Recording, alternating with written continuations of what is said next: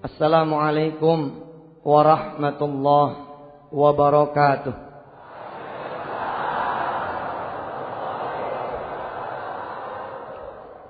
Allahumma salli wa sallim wa barik ala sayyidina Muhammad wa alihi walhamdulillahi rabbil alamin.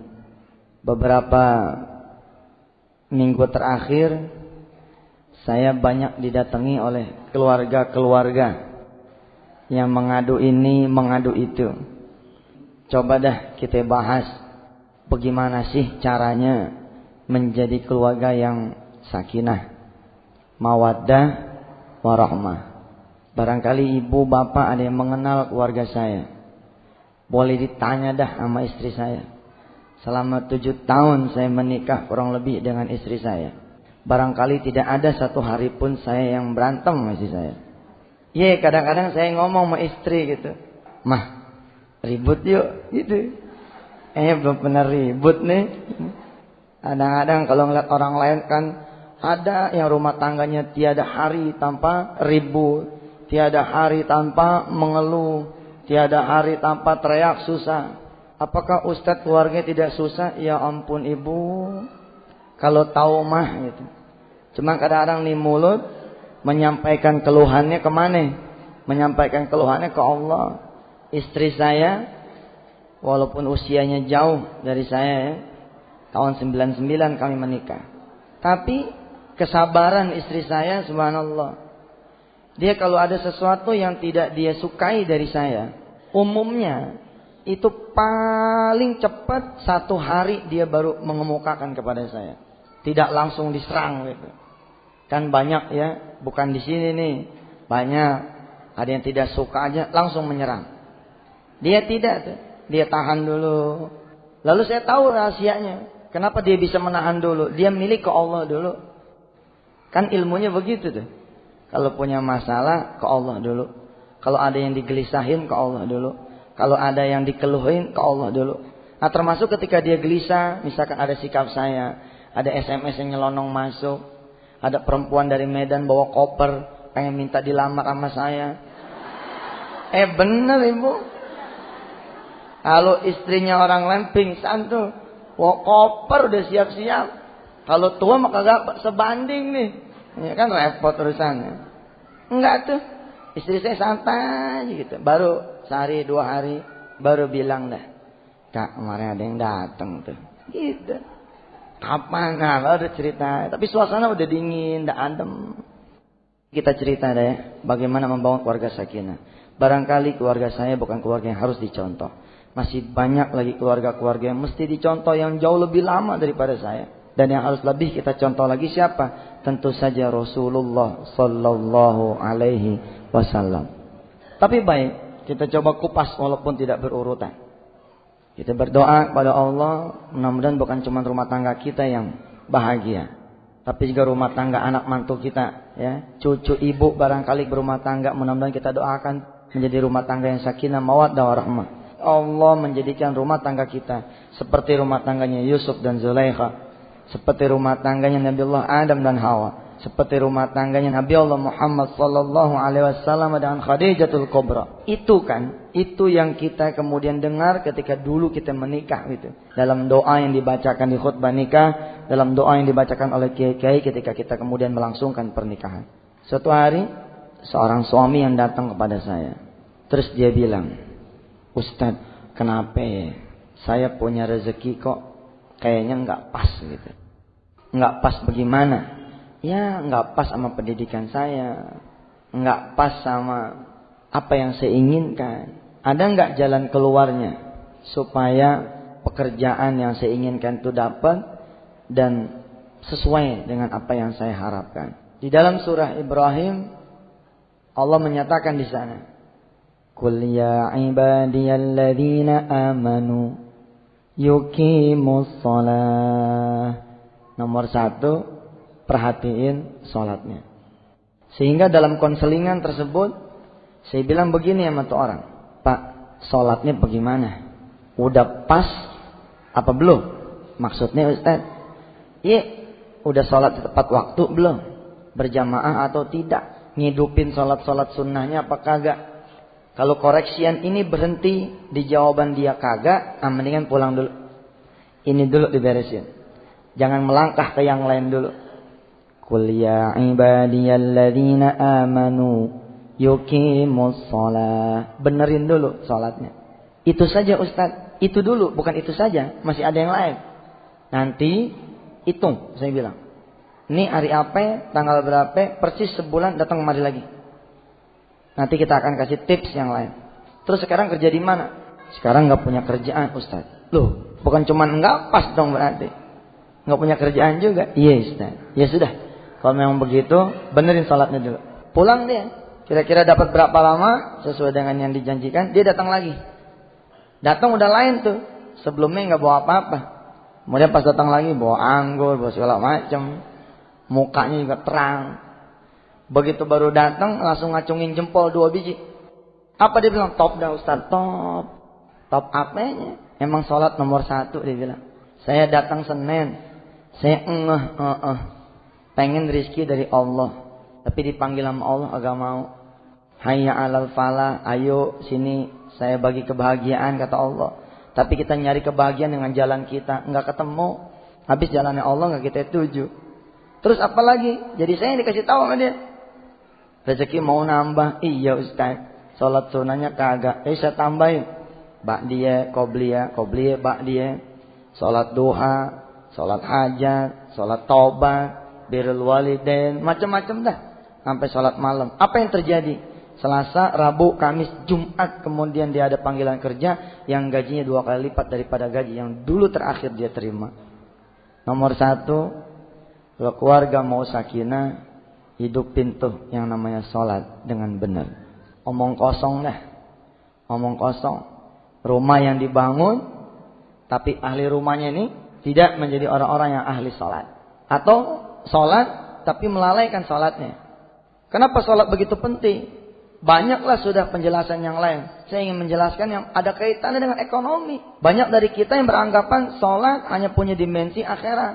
Nggak punya dimensi dunia. Siapa yang bilang? Kita kagak sholat berjamaah nih laki-laki ini.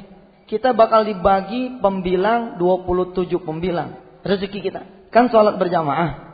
Kata Allah lewat Rasulnya dikali 27 kali lipat. Kalau kita tidak sholat berjamaah, maka dibagi rezeki kita jadi dibagi 27 kali lipat. Misalkan ada ya ayah muda punya gaji 2,7 juta, tapi kalau dia tidak ahli sholat berjamaah, sisa bulanan itu cuman voucher doangan 100.000. Kenapa? 2,7 dibagi 27 jadi tinggal 100.000. Lalu bagaimana dengan yang sholat berjamaah rajin? Orang yang rajin sholat berjamaah maka rizkinya akan dilipat gandakan sama Allah 27 kali lipat. Lah kalau rizkinya udah banyak kan secara fondasi finansial, maka ini akan berpengaruh pada kesejahteraan rumah tangga. Jangan lupa kita butuh yang disebut dengan kesejahteraan spiritual saja, tapi juga kesejahteraan finansial. Ada cerita seorang sopir, dia ikut dengan kiai di salah satu daerah di Jawa Timur. Tidak ada yang istimewa dari ini sopir, kecuali sejak umur 20 tahun, dia sudah ahli sholat berjamaah. Barangkali karena mengikuti sang kiai, salah satu pengaruh positifnya adalah dia menjadi rajin sholat berjamaah. Ketemu di usia 48 tahun tuh. Dia cerita bahwa udah dari umur 20 lah dia jaga sholat berjamaah. Jadi dia tuh orang yang khawatir kalau udah mau masuk waktu belum di sejadah gitu. Beda sama kita. Kita nggak ada khawatir yang barangkali gitu. Dia orang yang khawatir. Gitu. 3 tahun berselang nggak ketemu, usianya menjelang 52 begitu. Suatu saat saya ketemu dengan anaknya tuh kiai. Jadi di usia 48 kurang lebih lah, sang kiai meninggal. Kemudian pada saat meninggal ada seorang juragan besi datang melamar anak dari si sopir ini. Tapi kemudian si sopir merasa karena tidak seimbang, dunianya nggak seimbang, dia menolak. Dia bilang nggak usah lah, bapak orang kaya, saya orang susah. Tetap itu ngotot tuh si juragan besi, minta anak perempuan si sopir yang ditanggung biayanya oleh sang kiai diambil sama dia sebagai mantu. Sehingga akhirnya keluar statement begini, ya sudah, tunggulah nanti barang 2 tahun lagi kalau emang anak saya sudah selesai kuliah. Gitu. Nah kemudian selesai kuliah ditagih lagi tuh janji. Kalimatnya kira-kira begini, Pak, dari mana jalannya saya mahabbah sama kiai? Kalau bukan saya mengangkat anak bapak menjadi mantu saya. Sebabkan anak bapak dirawat dari kecil sama tuh kiai. Memang kalau di Jawa begitu ya. Kita mahabbah sama cucu kiai, udah kayak ke kiai mahabbahnya. Kita mahabbah ke sopirnya kiai, udah kayak ke kiai itu mahabbahnya. Kita mahabbah kepada anak pungutnya kiai, udah seperti mahabbah ke kiai. Kita mahabbah ke muridnya kiai, juga seperti mahabbah ke kiai. Nggak apa-apa nih, bagus. Sebagai mahabbah kepada guru begitu. 3 tahun setelah pertemuan dengan saya ketemu tuh dengan anaknya Pak Kiai yang menjadi anggota dewan. Terus dia bilang begini sama saya, Mas, masih kenal nggak sama si Anu? Gitu. Iya, kenapa? Itu supir ente kan? Wah, sekarang udah jadi orang kaya. Jadi orang kaya bagaimana? Subhanallah. Ketika jadi besan, beliau dibangunkan rumah, kemudian disewakan sawah buat ladang kehidupan. Kemudian dipergiin haji, total pemberian dari keluarga nih besan, di jumlah jamle begitu, kira-kira hampir 500 miliar rupiah. Ketika itu terngiang, ketika saya ngasih wirid ke dia, kan dia waktu itu minta wiridan. Saya minta wiridan dong biar hidup berubah gitu. Saya waktu itu lagi demen-demennya ngebaca ayat yang Qulillahumma malikal mulk. Itu aja saya baca. Qulillahumma malikal mulki tu'til mulka man tasha'u wa tanzi'ul mulka mimman tasha' wa tu'izzu man tasha'u wa tudhillu man tasha' biyadikal khairu innaka ala kulli syai'in qadir tulijul laila fin nahari wa tulijun nahara fil laili wa tukhrijul hayya minal mayyiti wa tukhrijul mayyita minal hayyi wa tarzuqu man tasha'u bighairi hisab. Kenapa saya ngewiridin itu? Karena saya sadar tahun 99 kagak ada nama kita, kagak ada nama. Bau nama kita. Habis diomongin orang. Lah yang bisa mengangkat nama kita siapa? Allah. Yang bisa memuliakan orang yang hina. Yang bisa ngangkat orang yang jatuh. Yang bisa bikin kaya orang yang miskin. Yang bisa bikin orang susah jadi senang Allah. Jadi saya baca itu aja. Selain saya berharap fadilah dari baca Quran, saya juga berharap ada satu keyakinan di diri saya yang tumbuh bahwa insya Allah kalau Allah menghendaki kamu akan jadi. Kamu mulia. Kira-kira tahun itu begitu saya baca. Tulijul laila fin nahari wa tulijun nahara fil laili. Saya yang terpenjara saat itu dengan masalah demi masalah, menganggap bahwa hidup sudah tidak akan lagi bisa berubah, memompa hati saya. Walah, tulijul laila fin nahar wa tulijun nahar fil lail. Masa Allah yang bisa mengubah siang jadi malam, malam jadi siang, enggak bisa mengubah hidup saya? Begitu. Wa tukhrijul hayya minal mayyiti wa tukhrijul mayyita minal hayyi. Ngidupin orang yang mati aja bisa, apalagi ngidupin hati saya yang masih belum mati. Insyaallah lah begitu. Wa tarzuqu man tasha'u bighairi hisab. Allah kalau udah mau ngasih rezeki mah dari mana aja jalannya. Tapi terngiang sama saya saat itu, si sopir ini bilang begini, kalau wirid makali saya orangnya kurang nih, dia bilang. Kalau ngejaga sholat berjamaah aja udah cukup Ustaz. Wah, saya bilang tuh lebih hebat daripada wiridan saya. Ya udah itu aja Pak. Ya itu aja kali ya. Terus saya mencoba balik ke belakang. Ketika anaknya Pak Kiai ini almarhum cerita kepada saya bahwa engkau hidupnya berubah. Saya bilang nih sama beliau. Oh, bisa jadi engkau berubah. Dahsyat begini karena Allah rupanya sudah memberi itu tabungan dia sekian puluh tahun. Sekarang kalau orang ahli berjamaah, itu yang namanya rezeki kan dikali 27 kali lipat. Si sopir kerja sama sang kiai, enggak ada gajinya ibu, kecuali bahwa hidup sehari-harinya si sopir menjadi tanggung jawabnya sang kiai. Kiai makan, sopir makan, kira-kira begitu. Kiai makan daging, sopir makan daging. Kiai makan ikan, sopir makan ikan. Kiai puasa, keluarga sopir puasa. Anak-anaknya sopir menjadi juga anak-anak kiai. Jadi enggak ada gajinya. Tapi kalau kita kurskan ke rupiah, kira-kira sebenarnya ada gajinya nih. Berapa? 1 juta gitu kan. Kan kalau buat makan sekolah mah 1 juta cukup tuh. Yang penting gak ada utang, ya kan. Gak ada macam-macam cukup. Ternyata sama Allah si sopir ini digajinya 27 juta. Kok begitu Ustaz? Iya dong. 1 juta tadi tuh sebenarnya dikali 27 kali lipat. Cuman yang 26 juta disimpan. Kapan dikasihnya? Nanti kalau dia udah pantas, dia udah butuh, dia udah perlu. Rupanya udah pantas tuh. Sekarang kita kaliin. Ada 26 juta yang belum dibayar. Ya kan? Ada 26 juta yang belum dibayar. Kali 12 bulan. Kali kurang lebih 32 tahun. Hasilnya segitu tuh kurang lebih. Sholat diperhatikan. Kalau mau seorang ayah, kalau mau secara finansial meningkat, perhatikan sholatnya. Di sini ada seorang ayah, salah satu kebiasaan beliau yang saya kagumin. Ketika saya kenal dengan beliau apa? Dia nenteng anaknya sholat subuh ke masjid. Enggak semua ayah bisa nenteng anaknya itu ke masjid sholat subuh. Sebab apa? Dianya juga ke masjid. Boro-boro gitu ya. Boro-boro nenteng anaknya ke masjid. Dia juga kagak. Waktu saya ke toko buku di Bilangan Senen. Itu saya baca sebuah puisi yang air mata saya netes saat itu. Waktu itu saya punya anak satu tuh. Si Wirda. Belum ada yang kedua. Saya berdoa waktu itu kalau dapat anak lagi mudah-mudahan laki-laki gitu. Tapi ternyata Allah belum percaya sama saya dapat laki-laki. Masih dapat yang perempuan. Jadi masih yang paling ganteng di rumah. Masih jadi yang paling ganteng. Saat itu saya baca tuh. Dia bilang begini nih, kata nih orang. Aduh enaknya bagi orang yang bisa bangun pagi. Aduh betapa bahagianya orang-orang yang bisa melihat fajar. Betapa bahagianya orang-orang yang bisa melangkah sholat subuh, masjid, menghirup udara segar, merasakan desiran angin, merasakan segarnya udara pagi. Betapa indahnya kubayangkan, begitu dia bilang. Tangan kanan menenteng istri, tangan kiri menuntun anak. Betapa enaknya seorang ayah yang bisa bercanda dengan anaknya ke masjid. Pokoknya dia jabari tentang keluarga dah gitu. Buntutnya apa coba? Dari seorang ayah yang sudah 15 tahun merindukan kehadiran seorang anak. Itu saya netes juga tuh air mata. Ya Allah, dia ngebayangin kayak begini. Saya udah punya anak, agak kita tenteng-tenteng gitu.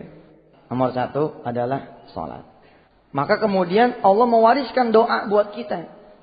Allah mewariskan doa buat kita. Apa tuh doanya? Rabbiji'alni muqimas sholati wa min dzurriyyati Rabbana wa taqabbal du'a Rabbana ighfirli wa liwalidayya wa lil mu'minina yauma yakumul hisab. Rabbi ij'alni, ya Allah jadikan aku muqimas shalah, orang-orang yang menegakkan salat, wa min dzurriyyati, dan dari garis keturunanku. Rabbana wa taqabbal du'a, ya Allah kabulkan doaku. Ini doa paling komplit nih, di antara yang paling komplit yang lain. Quran doanya paling komplit semua ya. Kenapa ada doa buat kita, buat anak kita? Terus ditambah lagi ada doa buat siapa? Rabbana ighfirli wa liwalidayya, buat orang tua kita. Jadi itu doa buat kita, buat atas, buat bawah. Saya alhamdulillah termasuk yang mendawamkan tuh baca doa ini habis sholat. Kenapa? Karena emang doanya tuh buat kemana-mana gitu. Terus yang nomor 2, kalau keluarga mau sakinah, sholat. Istri bisa nggak sholat berjamaah? Bisa. Dengan mendorong suami bangun sholat subuh berjamaah di masjid, sama pahalanya. Sama. Langkahnya suami ke masjid jadi langkah ibu. Pulang dari masjid ke rumah jadi langkah ibu. Semua dorong masjid. Biar ibu juga mendapatkan pahala. Saya ingat ya sebelum mengajak ke yang kedua. Karena bagi saya emang sholat ini istimewa banget. Kalau ibu bapak sempat dapatin poster saya yang pertama dulu. Ada tulisan kurang lebih begini. Andai kesusahan adalah hujan. Dan kesenangan adalah matahari. Gitu. Maka kita butuh keduanya untuk bisa melihat pelangi. Sebelum jauh-jauh memperbaiki diri. Sebelum jauh-jauh mencari solusi buat segala permasalahan yang kita hadapi. Nomor 1 yang harus kita perbaiki adalah sholat. Ini ucapan siapa coba? Ucapan istri saya. Saya mah kagum bener dah sama istri saya, bener. Saya pusing banget. Pusing, tagihan banyak gitu. Rezeki dirasa seret begitu. Asar dia ngomong sama saya. Kak, kakak ingat gak? Ingat apa? Apa yang kurang dari kakak? Apaan? Sholat tuh. Mau sholat deket kagak kamu sholat. Mau sholat gila, rezeki bakalan nambah. Astagfirullah, iya. Asar kan nggak bisa diperbaiki tuh. Kenapa? Udah lewat. Yang bisa diperbaiki yang mana? Maghrib. Oh saya kencang tuh api. Baik mah.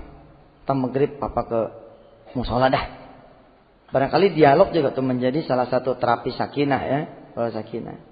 Berangkat ke musola. Berangkatnya malah jam 6 kurang. Ngapain? Ngincer azan. Ngincer azan supaya saya jadi muazin. Supaya apa? Supaya saat itu orang-orang yang sholat ke musola menjadi sholatnya saya. Kan kalau saya yang manggil dia pada datang tuh.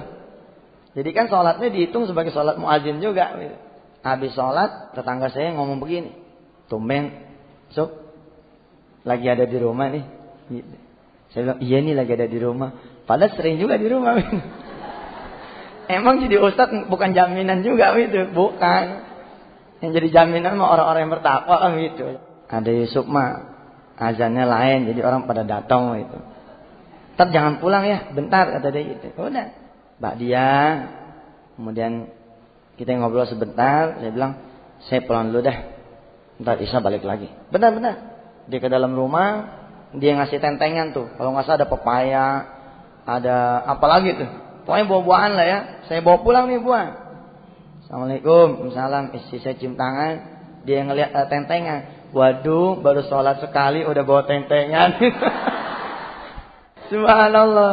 Sederhana ya. Tapi ini membuat kita jadi belajar. Oh iya ya. Jauh-jauh kita nyari buat keluarga kita bener. Sholat depan mata kita nggak benar. Kita bangun malam Pak. Bangun malam berdua sama istri kita baca. Ya Allah berdua enak bener. Berdua gitu kita ngaji ini. Yusabbihu lillahi ma fis samawati wa ma fil ardil malikil quddus al malikil quddusil azizil hakim. Huwa alladhi ba'atha fil ummiyina rasulan minhum yatlu alaihim ayatihi wa yuzakkihim wa yu'allimuhumul kitaba wal hikmah. وَإِنْ كَانُوا مِنْ قَبْلُ لَفِي ضَلَالٍ مُبِينٍ وَآخَرِينَ مِنْهُمْ لَمَّا يَلْحَقُوا بِهِمْ وَهُوَ الْعَزِيزُ الْحَكِيمُ ذَلِكَ فَضْلُ اللَّهِ يُؤْتِيهِ مَنْ يَشَاءُ وَاللَّهُ ذُو الْفَضْلِ الْعَظِيمِ. Allahu Akbar. Salat apa? Salat malam berdua imamin nih. Kan Rasulullah bilang, kalau ayah yang bangun duluan, bangunin ibu. Kalau ibu yang bangun duluan, bangunin bapak. Gitu kan? Ngapain? Datang padaku kata Allah. Ada satu saat kata Rasulullah, doa tidak akan pernah tidak dikabulkan. Kapan? Yaitu ketika an-nasu niyamun. Manusia tertidur, situ pada bangun meminta sama Allah. Salat tahajud. Suatu waktu kita sholat tahajud, saya, istri saya, si Wirda. Begitu assalamualaikum, assalamualaikum warahmatullahi, assalamualaikum warahmatullahi. Si Wirda di tengah nih dengan mukenanya anak kecil, pakai mukena tidur gitu. Kayaknya bahagia gitu, adem. Pokoknya yang penting kita duit banyak, sholat berjamaah dah begitu aja. Duit banyak, utang nggak ada, sholat kejaga, udah cukup dah. Masuk yang kedua, terapi buat keluarga yang sakinah apa? Coba cek masalah sedekahnya. Qul ya ibadiyalladzina amanu yuqimus shalah wa yunfiqu mimma razaqnahum min qabli an ya'tiya yaumun la bay'un fihi wala khilal. Jadi selain kata Allah, syarat orang beriman mengerjakan sholat, dia kudu merhatiin sedekahnya. Qul ya ibadiyalladzina amanu yuqimus shalah wa yunfiqu mimma razaqnahum sirran wa alaniyah min qabli an ya'tiya yaumun la bay'un fihi wala khilal. Perhatiin tuh, kita nggak mau sedekah. Sebab apa? Sebab kita suka merasa, ya Allah Ustaz, kayaknya buat kebutuhan rumah tangga aja udah pusing. Bagaimana kalau kita perhatiin orang, dari mana jalannya itu? Padahal kata Allah ada rahasia yang luar biasa. Kita mengaitkan nih sedekah dengan kesejahteraan finansial buat keluarga yang sakinah. Kalau kita mau dicukupkan kekurangan kita udah tahu teorinya. Banyak sudah pengajian sedekah digelar sama wisata hati. Banyak. Rumah tangga, kaya, terus segala macam ada. Suami ganteng, istri cakep, tapi tetap gundah gulana. Anak bukan nggak ada. Pokoknya orang ngelihat nggak pantas dah, dia susah gitu. Orang ngelihat kagak pantas, dia punya keluhan, tapi dia punya keluhan. Dia berpikir, aduh, kayaknya ada yang kurang gitu, apa gitu. Suatu saat nih orang, saya menyebut dalam buku saya tuh, waktu itu saya nulis buku judulnya Uang Gampang Dicari, Belajar Mencari Cinta dari Guru Kehidupan. Kita sang pencinta ini. Terus di situ diceritakan satu kisah yang memang ada di tengah-tengah masyarakat. Bagaimana orang-orang yang kering hatinya, yang kering jiwanya, justru di tengah mestinya orang lihat dia bahagia. Banyak wanita-wanita menangis di istananya. Banyak laki-laki yang termenung di dalam kantornya megah, iya kan? Nah, barangkali kita bisa cek dari yang satu ini, berbagi. Kisah ini barangkali belum pernah saya ceritakan. Jadi suatu pagi dia lari pagi nih. Karena begitu dia datang ke seorang psikolog, apa kata psikolog? Barangkali Anda kurang olahraga kali. Sehingga kemudian jiwa tidak seimbang. Ya psikolognya bukan ustadz kan gitu. Tapi bahwa olahraga itu juga menjadi sebuah terapi sakinah, benar. Cuman kita ngupas dari sisi yang lain gitu. Begitu lari pagi, ini komplek estate dia lah. Nah di mana-mana nih di Jakarta dan tanah air, emang kita tuh ngelihat dengan telanjang ya perbedaan status sosial gitu. Depan rumah mewah gitu, belakang rumah kumuh gitu. Dilihat udah nggak ada enaknya apa? RSSSSS itu. Apa tuh singkatannya? Rumah sangat-sangat sempit sehingga susah sekali selonjor. Iya.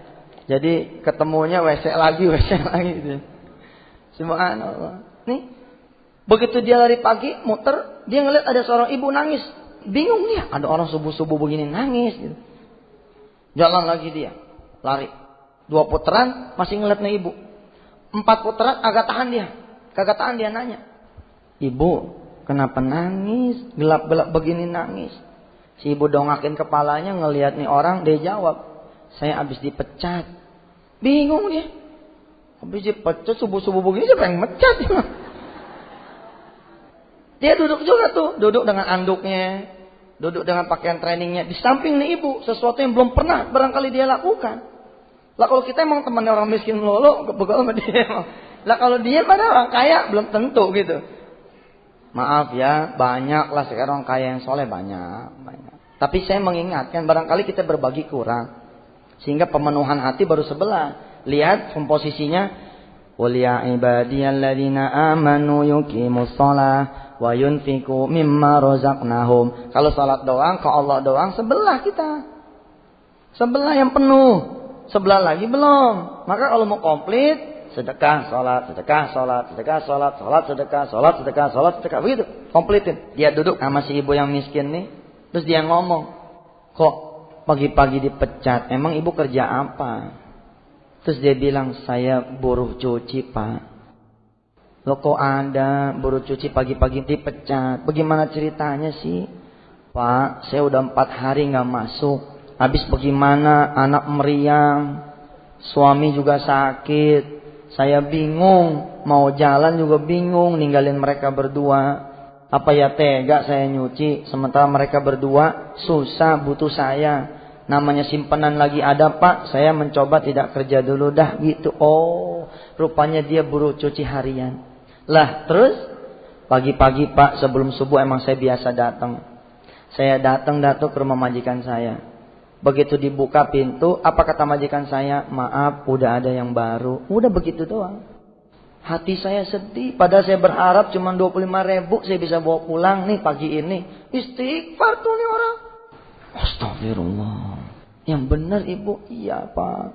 Saya kerja cuma dari jam 5 sampai jam 10. Harian 25.000 itu.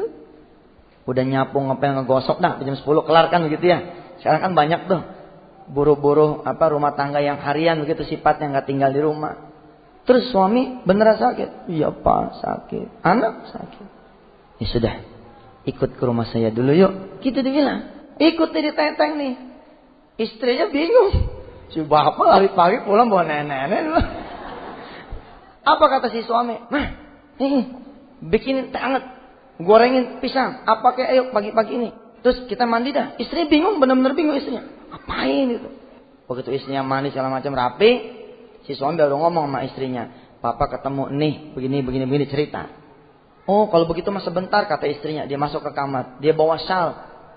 Dia keluar kamar bawa syal. Yuk temenin. Begitu temenin, rumah nih ibu rumah matahari. Tahu nggak rumah matahari? Saking banyaknya genteng yang bolong gitu ya. Jadi matahari langsung blus gitu. Masuk dia kagak ada lagi gentengnya gitu.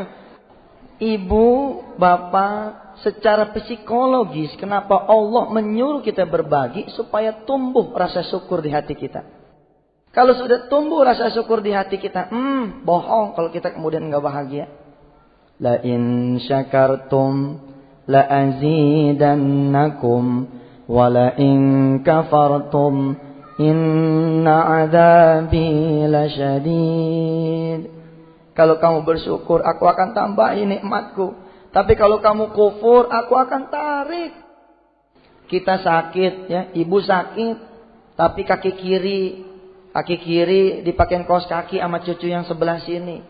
Kaki kanan dipakein kaos kaki sama cucu yang belah mari. Apa enggak bahagia hati kita? Bahagia. Begitu kita sakit, mantu kita ngebeliin tuh kursi goyang. Goyang sana, goyang sini. Gitu kan? Ada kagak kursi goyang? Ada. Coba ibu bayangin tuh ibu sakit, ada mantu yang beliin itu. Atau ada anak yang beliin itu. Kemudian cucu-cucu kita, anak-anak ibu pada nemenin di sekeliling. Allah mengajarkan lewat Rasulnya, dawu mardakum bis sadaqah. Obati penyakit kamu dengan sedekah. Sok jalan ayo ke orang-orang yang memang pada susah. Jalan ke orang yang pada sakit. Di belakang rumah kita, di gang sebelah kita, di kampung sebelah kita. Begitu datang ada nenek-nenek terbaring. Nggak ada orang di sebelahnya. Kita mikir, kita sakit ya Allah, iya ya. Malah jadi rahmat. Ya. Ini ada kawan saya nih Haji Faidal. Mana Allah kemarin saya belajar dari dia. Begitu keluarganya sakit, apa dia bilang? Ini rahmat nih Ustaz. Keluarga saya jadi pada ngumpul. Biasanya cuma pengajian bulanan gitu kan. Atau pengajian mingguan. Ini kadang-kadang tiap hari berganti tuh. Apa nggak berkah tuh? Jadi berkah penyakit kita.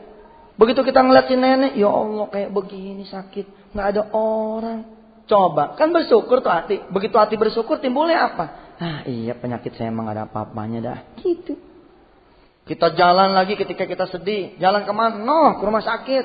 Masuk ke ruang ICU. Tanya orang-orang yang udah bakalan dipotong itu kakinya.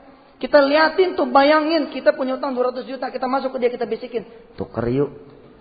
Saya aja yang dipotong kakinya. Tapi situ jadi saya ya. Utang 200 juta. Saya rasa mau dia. Bener. Mau. Buat apa? Kalau nggak punya kaki. Maaf ya. Maaf. Maaf buat orang-orang yang memang tidak punya kaki. Ya, barangkali itu adalah sebuah ujian dari Allah. Tapi ini kan terapi buat kita nih.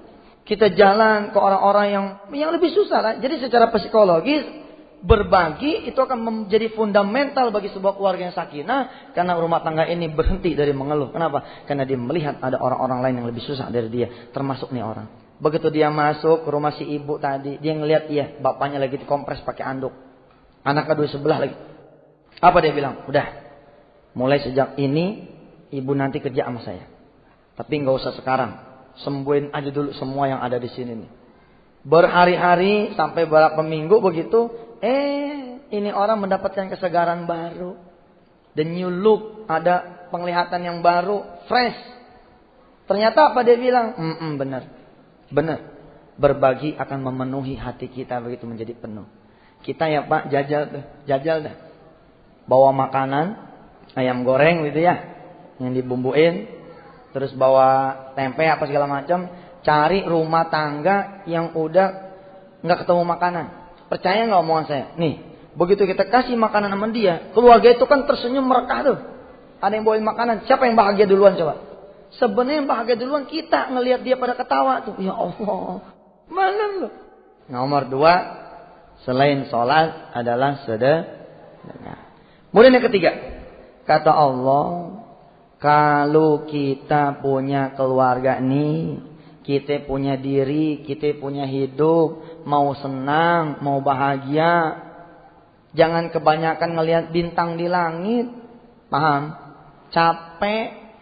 Sekali-sekali ngelihat kerikil, ngelihat pasir. Apa tuh maksudnya? Jangan kebanyakan ngelihat pakaian orang. Jangan kebanyakan ngelihat ekonomi orang yang lebih di atas. Jangan kebanyakan ngelihat karir orang yang lebih bagus. Jangan kebanyakan ngelihat proyek orang yang lebih banyak. Jangan melihat gaji orang yang lebih tinggi daripada kita.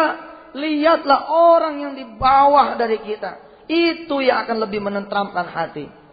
Toha ayat 131 kalau tidak salah. Apa di sana dinyatakan? Wala tamuddanna ainaika ila ma matta'na bihi azwajam minhum zahratal hayatid dunya linaftinahum fi. Wala tamuddanna ainaika, jangan panjangin angan-angan Anda, jangan panjangin mata Anda. Kemana? Ila ma matta'na bihi azwajam minhum zahratal hayatid dunya, kepada orang-orang yang lebih banyak bunga dunianya. Saya nulis buku lumayan banyak lah. Di salah satu tulisan saya ada tulisan yang menarik yang mengajarkan kepada kita, banyak-banyaklah melihat kelebihan kita, jangan kekurangan kita, dan sedikitkan hati kita untuk melihat orang lain yang lebih di atas. Ada dua sahabat perempuan ketemu di pasar. Ibu, bapak, sahabat lama nih, teman SMP SMA, lama gak ketemu. Begitu lama gak ketemu di pasar kan seneng tuh, bahagia ya. Pelokan berdua saling bertanya. Sambil jalan di pasar, salah satu topik pertanyaannya masalah rumah. Di mana tinggal sekarang? Di mana suaminya sekarang? Yang satu nih orang kaya nih yang satu. Yang satu dari dulu orang pas-pasan. Si orang yang pas-pasan bilang, rumah saya deket di sini. Kata orang yang kaya ini, kita jodoh lagi nih, jadi sahabat lagi nih, udah lama gak ketemu. Sebab saya juga di sini juga tinggalnya, belum lama. Dan belum ditempatin rumahnya gitu. Kata yang kaya, boleh dong ajak saya kenalan sama suami kamu. Kenalan sama anak-anak kamu. Kamu anaknya berapa? 2. Begitu nyebut anaknya 2, si perempuan yang kaya ini nunduk. Begini. Dilihat tuh sama yang miskin. Tapi untuk mengalihkan pembicaraan, supaya jangan ngomong masalah anak, yang kaya nanya lagi. Anak-anak kamu sehat? Sehat, alhamdulillah. Ya saya pengen lihat ponakan yuk. Itu kata yang perempuan kaya. Jalan tuh ceritanya. Yang keluarga miskin ini, keluarga pas-pasan dari dulu emang udah sombong orangnya.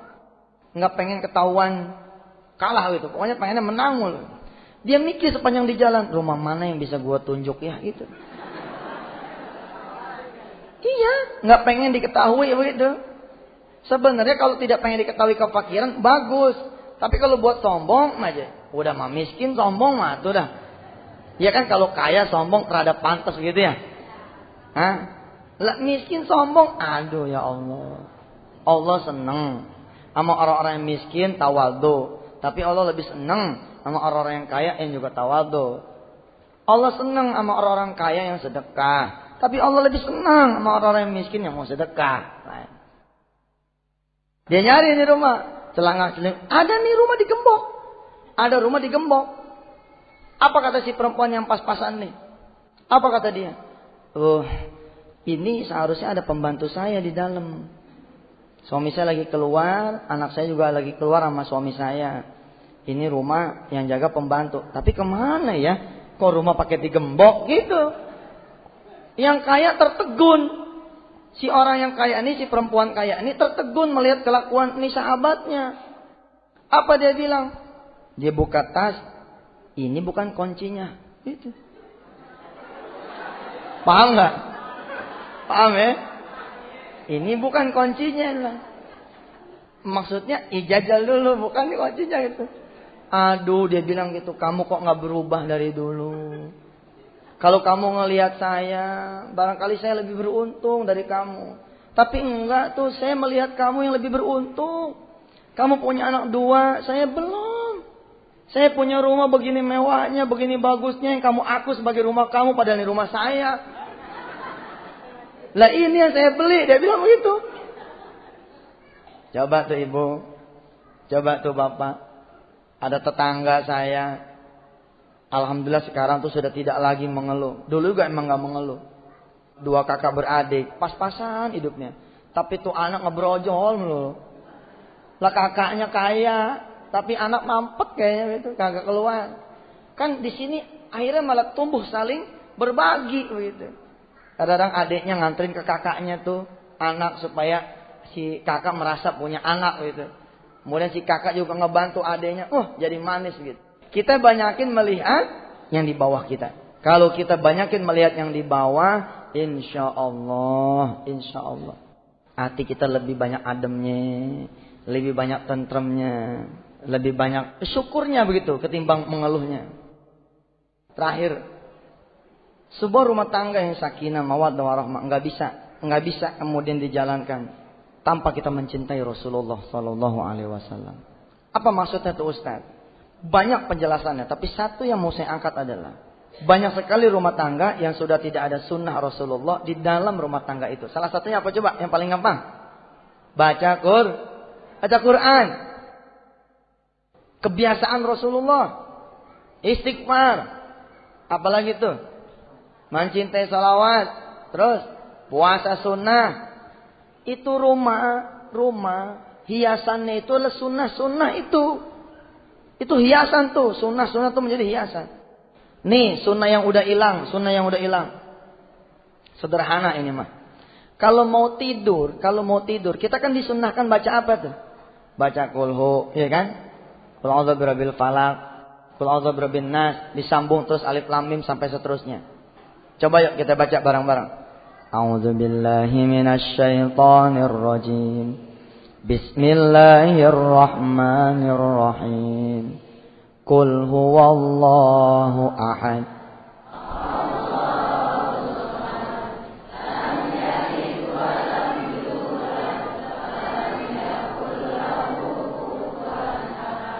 Bismillahirrahmanirrahim. Qul huwallahu ahad. Allahus samad.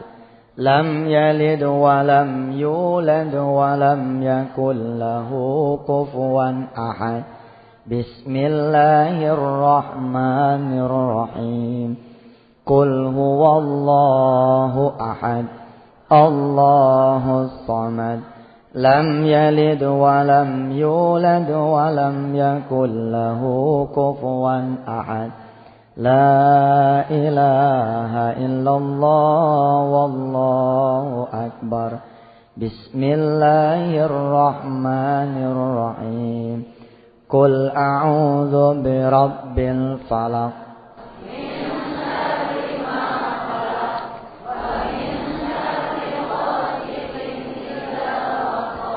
Wa min syarrin naffatsati fil 'uqad wa min syarri hasidin idza hasad. Stop ya, sampai terus jatuh nih. Nanti sampai Rabbana la tu'akhidna in nasina, terus sampai akhir ayat Al-Baqarah. Ini dibaca menjelang kita tidur, ambil air wudu supaya lengkap kita punya tidur. Kita enggak, ibu-ibu begitu mau tidur yang diambil apa? Bukan air wudu, masker bengkoang yang diambil.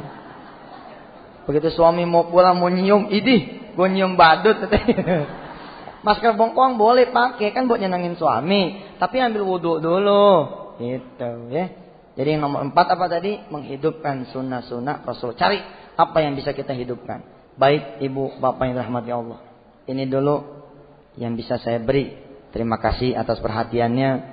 Mudah-mudahan Allah menjadikan kita keluarga-keluarga yang sakinah, mawaddah warahmah. Billahi taufik wal hidayah. Wassalamualaikum warahmatullahi wabarakatuh.